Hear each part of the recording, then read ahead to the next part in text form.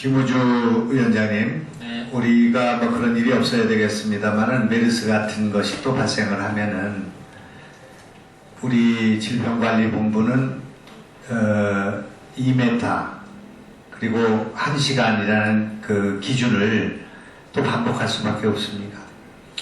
예, 제가 아까 말씀한 거 들었는데 네. 지역 감염이 없다는 거, 지역 감염에 공기 감염이 없다는 건 우리가 확인이 되는 건데 네, 네. 2m 1시간을 기계적으로 또 그걸 기준으로 할 수 있겠습니까? 아닙니다. 질병관리본부가 5월 20일 당시에 아니 제 말씀 질문에만 답변하시면 되겠습니다. 이제 지금 다시 발생한다면 1시간 이상 적용하면 안 되겠죠. 그러니까 지말 감염이 그렇게 지역 감염은 없지만 밀폐된 공간에서 또 응급실 내에서는 비말 감염의 가능성이 있다는 것을 열어놓고 생각해야 되겠죠? 그죠? 예, 위원님, 이제 비말 감염하고 이제 공기 감염이 차이가 있습니다. 그러니까 비말 감염이 2m 이내고, 이제 공기 감염은 2m 이상 더 멀리 감염이 있는데. 에어로졸에 의한 감염, 이것을 맞습니다. 응급실과 같은 폐쇄된 공간에서 농도가 있는 곳에서는 감염될 수 있다는 것을 열어놓고 기준을 세워야 된다는 건 동감하시는 거죠?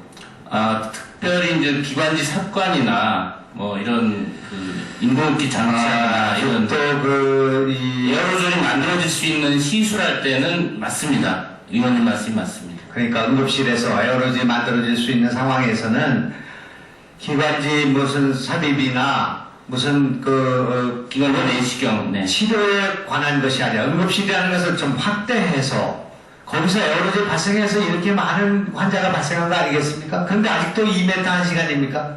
아니, 저는 그걸 1시간 얘기 안 드렸고요. 알겠습니다. 그런데 시간이 없어서 알겠습니다. 예. 보건복지부 장관님. 예. 개인적으로 지금 그건 논할 단계는 아닙니다만은 보건부와 복지부를 분리해야 된다는 주장이 있죠. 그죠? 보건복지부 하게 되면 복지에 대한 수요가 많고 관심이 크다 보니까 보건이 소홀하게 다뤄지게 되죠. 그죠?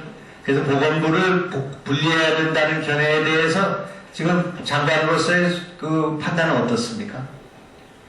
제가 의견을 여기에 대해서 드리는 게 적합한지는 모르겠습니다만은 일장일단이 있다고 생각이 듭니다. 보건하고 복지라는 것이 우리가 궁극적으로는 국민 한 분 한 분을 대상으로 해서 건강하고 안전하고 글쎄, 그래서 결론적으로 전문가시니까 또 보건 행정을 지금 책임지고 계신 분으로서 이번에 이 사태를 겪고 보니까 보건부의 분리 또는 보건부가 새롭게 만들어져야 할 필요성이 있다고 생각하십니까? 아닙니까? 그것만 말씀해 주시죠. 보건 쪽에 대한 전문성이 좀 더 강화돼야 된다는 필요성은 공감하고 있습니다. 네, 알겠습니다. 김우주 우리 위원장님. 네. 제가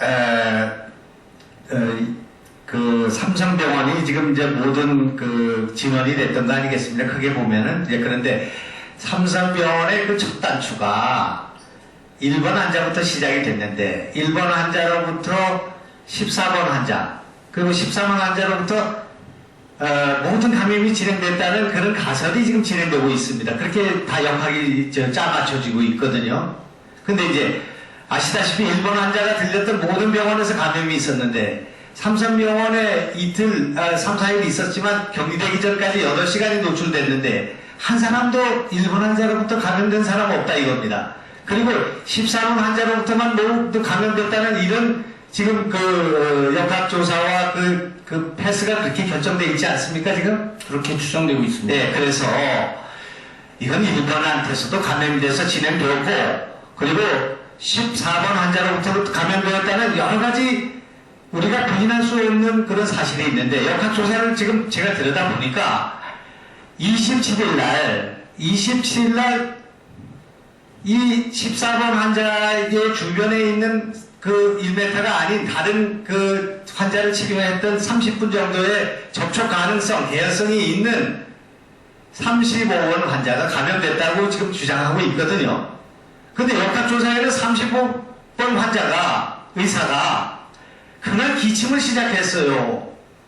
그러니까 잠복기가 없이 어떻게 그날 그 자리에서 감염이 돼가고 그것이 진행될 수 있겠는가? 제 가설은 1번 환자는 20일, 그때 17일, 20일 이때 이미 잠복기 안에 들어가 있던 것이 35번 환자에서 나타날 가능성이 있다. 이렇게 봤어야 되는데 이것에 대한 조사가 미흡했다 이겁니다.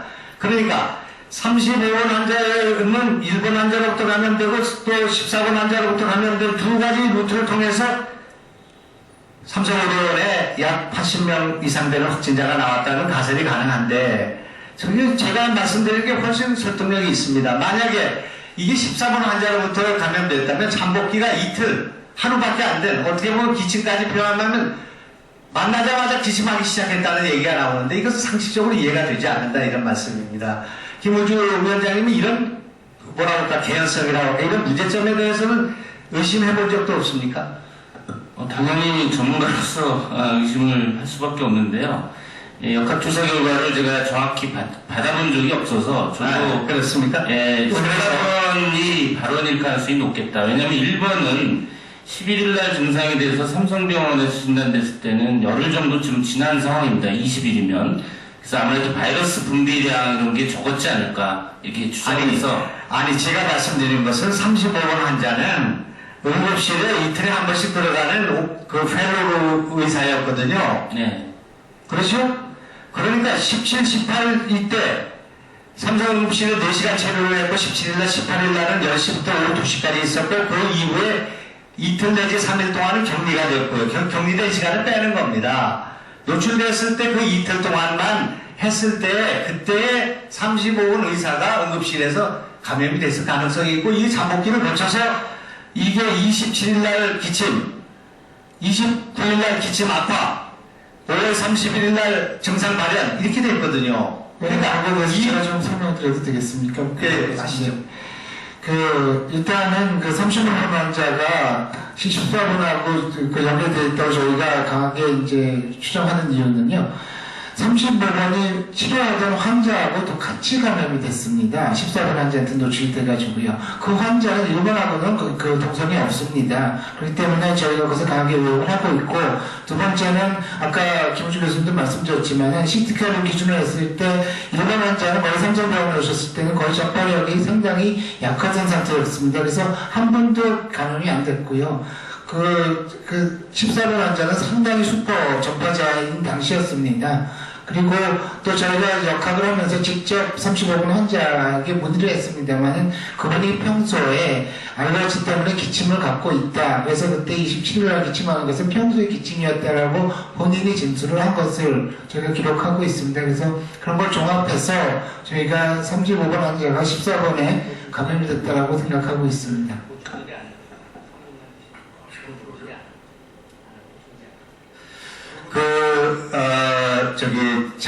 장관님이 지금 권준욱 보건복지부 공공보건정책관께서 지난번에 제가 보고받고 기억하기로는 그럴 가능성은 역학조사 과정에서 배제된 것으로 알고 있다. 이렇게 증언했거든요. 네, 잠깐만 앉으세요. 저희들 제가 알고 있는 거랑은 다른 이야기인 것 같습니다. 확인해봐야 되겠습니다.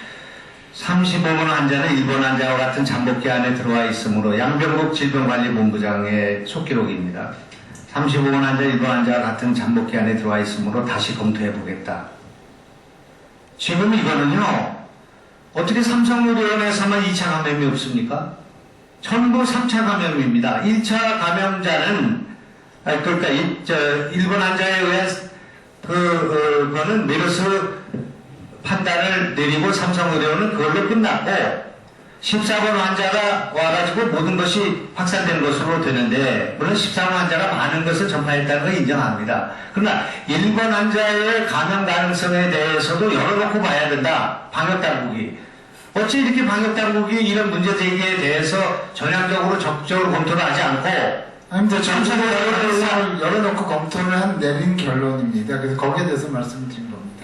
1번 환자하고도 가능성을 보고 저희가 동선까지도 다 파악을 했는데 파악에서 직접적인 접촉이 되는 동선을 발견하지 못했기 때문에 그래서 14번 환자의 경우에 이런 개연성들이 있기 때문에 저희가 그런 결론을 내렸다는 것이라고 말씀드린 겁니다. 35번 환자가 17일, 18, 19, 20 이때 응급실에 출입한 거 CCTV와 실제 그런 기록을 다 확인했습니까? 이제 뭐 그런 것들은 다 종합적으로 말씀하시죠. 네. 저희가 다 확인, 이제 다녔던 동선이 일치하지 않는다라는 말씀드리겠고요. 응급실에 들어왔습니까? 18일에? 왜냐하면 그분은 이제 그 병원에 있는 의사이기 때문에 환자를 보러 응급실로 내려왔는데 저희가 CCTV로 18일날 내려온 걸 확인했다고 말씀드렸고요. 두 번째는 지금 이 35번 환자가 49번 환자를 진료를 했는데 그 49번 환자하고 같이 감염이 됐습니다. 그렇다고 한다면은 35번 환자가 감염이 돼서 49번 환자에게 그 전파를 한 거는 역학적으로 타임갭이 맞지 않습니다. 세 번째로는 그 1번 환자와 14번 환자가 보였던 바이러스 배출량을 간접적으로 볼 수 있는 지표가 있습니다. 그래서 이 세 가지를 또 해보게 되는 아마 의원님 말씀하신 대로 1번에 대한 가능성에 대한 것도 이제 염두를 해뒀는데 현재까지는 우리가 볼 때는 이 35번 환자는 14번 환자로부터 왔을 가능성이 높다라는 게 현재까지 결론입니다. 혹시 의원님 제가 지금 파악하고 있는 것 외에 다른 것도 있으면 말씀해 주시면 제가 조금 더 리뷰를 해보겠습니다. 또 드리세요. 이제 끝입니다. 3분 더 하셨습니다. 그럼 끝내. 뭐 한 말씀 더 하세요. 30초만. 잠깐 일어나실까요? 아니 제가 지금 어떻게 오늘 지금 이렇게 교통량해서 18일날 그 35번 환자가 응급실에 들렸다는 것을 겨우 알아냈습니다. 지금 중요한 진술을 하신 거예요. 1번 환자와 35번 그 의사가 18일날 그 메르스 지금 아까 열흘 동안 그 잠복기에 있었기 때문에 아니라고 했지만 18일날 접촉한 거 아니겠습니까? 14번 환자한테 14번 환자를 만난 것은 언제입니까? 지금 이게 30일 정도 된 거 아니겠습니까? 그렇죠. 맞습니다. 그런데 27일 날 만난 거고요. 그것도 동선이 아니죠. 옆좌석 이게 지금 14번 환자하고도 그 동선이 역학적으로 명확하지가 않은 거죠. 같은 구역에 있었습니다. 구역이지만은 그게 지금 2m 1시간